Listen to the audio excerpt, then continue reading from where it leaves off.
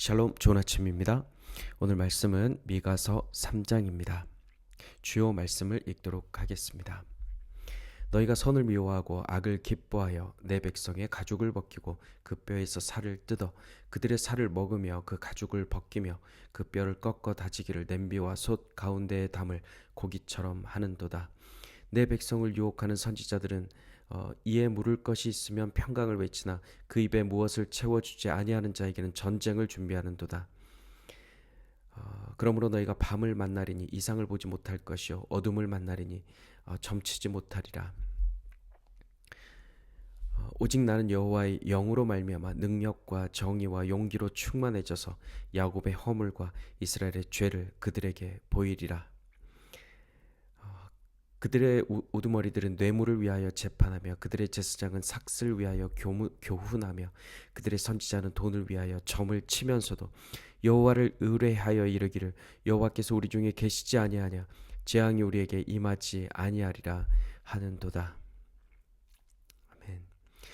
1절은 우두머리들과 통치자들에게 들으라 말합니다. 들으라는 총 7장으로 구성된 미가서에서 1장, 3장, 6장의 첫 부분에 등장합니다. 오늘 미가서 3장은 유다와 이스라엘의 정치와 종교 지도자들을 향해 아주 직설적인 어조로 그들의 만행을 고발하며 심판을 선언합니다. 그 지도자들은 성문에서 재판을 수행하던 관리들이었습니다. 왕이나 제사장의 역할과는 다른 것입니다. 그들은 지역 단위의 법적 문제를 판결하던 전문적인 재판관 혹은 통치자들이었습니다. 다윗 왕정 이후 재판의 모든 책임은 왕에게 있으나 왕이 사법 문제에 충분한 시간을 할애하지는 못했습니다. 그래서 왕국이 분열된 지 60년 후 여호사밧 시대에 사법개혁이 단행되었고 오늘 본문에서 보는 것처럼 급여를 받는 지역 재판관 제도가 생겨나게 되었습니다. 이들이 바로 우두머리들과 통치자들입니다. 중요한 것은 이들의 본분이 정의를 아는 것이라는 것입니다.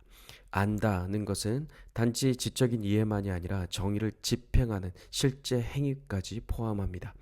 즉 정의가 선하다는 사실을 알고 그것을 행하는 것이죠.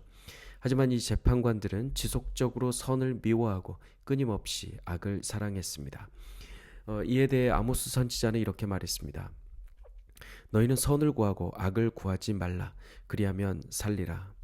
악을 미워하고 선을 사랑하며 성문에서 정의를 세울지어다. 아멘. 이사야 선지자도 이렇게 말했습니다. 악행을 그치고 선행을 배우며 정의를 구하고 압제를 바로 잡으라. 아멘. 정치 권력을 쥔 자들이 그 권력을 개인적 이익을 위해 사용하지 않는 것은 매우 당연한 일임에도 실제 삶 가운데서는 어려운 일인 것 같습니다. 미가 시대의 정치적 사법적 권력에 고삐를 쥔 자들은 정의에 대한 최소한의 외형적 명분마저 버리고 가난하고 힘없는 자들을 삼키기 위해 그 권력을 사용했습니다. 남용한 것이죠. 하지만 미가 선지자는 이들보다 더 큰 권세를 가진 분을 알고 있었습니다. 그분은 여호와 하나님이십니다.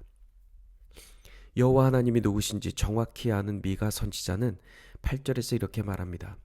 오직 나는 여호와의 영으로 말미암아 능력과 정의와 용기로 충만해지겠다. 그리스도인이라면 누구나 이 땅을 살아갈 때 하나님께서 주시는 그 능력과 용기로 하루를 시작하기 원할 것입니다. 눈을 뜨자마자 그분의 능력과 용기로 시작해서 하루를 온전히 아버지의 뜻대로 보내기를 언제나 간절히 소망할 것입니다. 이 시대의 그리스도인은 성령이 임했기 때문에 이것은 누구에게나 매 순간 가능합니다. 오늘 하루를 그렇게 보낼 수 있기를 주님의 이름으로 축복합니다.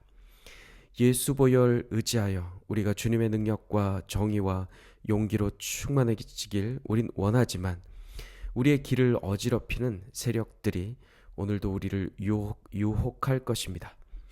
5절은 우리를 유혹하는 자들의 특징에 대해 설명합니다. 거짓 선지자들은 하나님의 뜻을 묻는 대신 돈을 받으며 평화를 예언하고 그 입에 무엇을 채워주지 않으면 전쟁을 선포한다 라고 합니다. 엘리사 시대에 사람을 속여 돈을 받아 숨긴 게하시가 생각납니다. 그는 고침받고 돌아가는 나아만 장군에게 뇌물을 받아 챙긴 후 나병이 생기고 말았습니다. 오늘 자신의 이익을 탐하며 백성을 유혹하는 선지자들에 대해 미가 선지자가 강력하게 선포합니다. 그들은 게하시처럼 하나님이 주시는 이상을 보지 못하고 캄캄한 어둠 속을 헤매는 자들입니다. 이익이 되는 사람과만 평강을 외치는 자들에게 하나님은 빛을 거두십니다. 그리고 하나님의 계시가 없는 어둠과 침묵 속에서 그들을 부끄럽게 하십니다. 11절은 그들의 심각한 영적 상태에 대해 다시 한번 경고합니다. 그들은 뇌물을 위해 재판하고 삭슬 위해 교훈하고 돈을 바라고 점을 칩니다. 그러면서 동시에 여호와를 의뢰하여 말하기를 여호와께서 우리 중에 계시니 우리에겐 재앙이 없다 말합니다.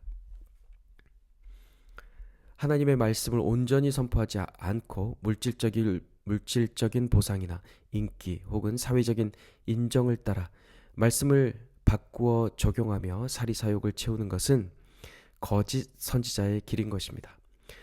그러면서도 내가 교회 지도자인데 하나님은 우리 가운데 계셔.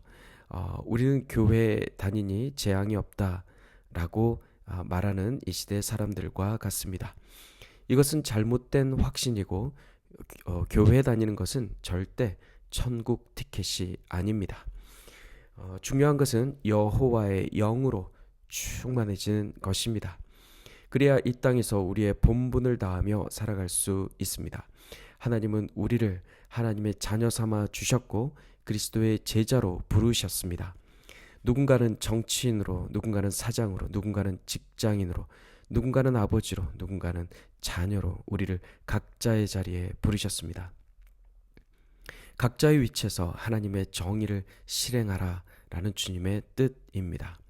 하나님이 말씀하시는 정의가 무엇입니까?